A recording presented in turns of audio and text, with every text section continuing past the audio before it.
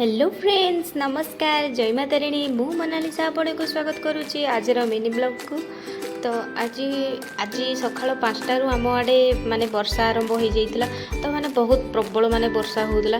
तो एपटे देखंतु आमर एटा होची कुंदरी डंगटा। तो कुंदरी डंगटा माने बहुत एते मात्रा माने कुंदरी पड़ुची आमे खाई ही पाउनु।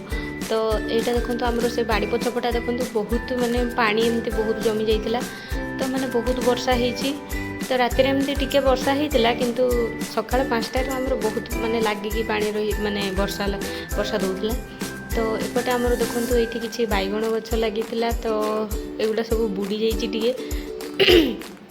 तो एपटे आ झुडंग गछ आ एठी आमर कणम साग क्यारिटे अछि। तो सेगुडा भी एमती पानी रे पूरा भर्ती जाइतिला।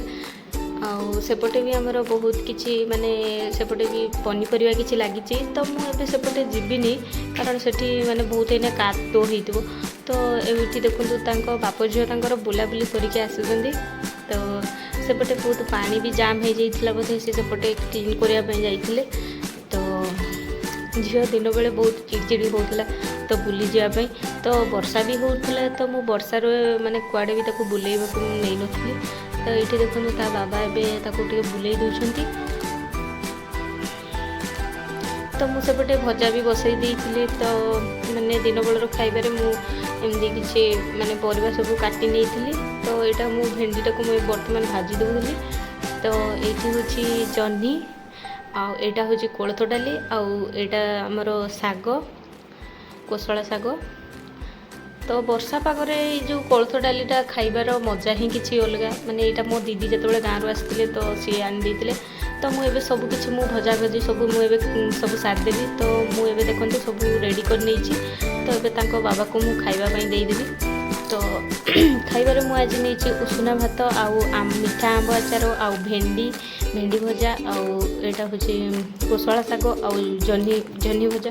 मु व्यस्त रेसिपीटा तो मुझे सेयार कर पारि नहीं। तो ये तो सी ए तार मोबाइल रे देखुला। तो आमे जहाँ दिल बड़े खाऊ तो ताकू भी से ही दो। तो ताकू भी एमती सीजा भी खाए किंतु मुझे नॉर्मली आम सहित जहाँ मैंने भल भाव सी खाए। तो ताकू एमती खुए माने खाइबा टाइम रे एमती मोबाइल देखी खुआबा पड़े। ये बहुत माने नटखट सी खाइबार तार बहुत नटेंकी बाहर। तो ये से खाई नौ। तो देखो आज ब्लॉग को मुझे रखुचे। जदि वीडियोटी आपको भल लगी प्लीज लाइक शेयर सब्सक्राइब करदे। रहुसी नमस्कार। Thanks for watching my video. Bye bye.